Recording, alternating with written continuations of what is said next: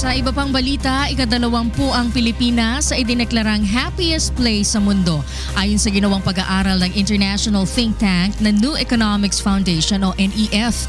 Ayon sa NEF, ang Pilipinas ay mayroong 35.0 na Happy Planet Index o HPI. Ang HPI ay base kung ano ang nararamdaman ng isang tao tungkol sa buhay sa kabuuan mula sa antas na 1 hanggang 10. Life expectancy ng tao sa isang partikular na bansa, inequality of outcomes sa pagitan ng mga bansa at ecological footprint ng mga mamamayan. Kabilang sa HPI 2016 report ang nasa 140 bansa. Nangunguna dito ang Costa Rica, Mexico, Colombia, Vanuatu at Vietnam.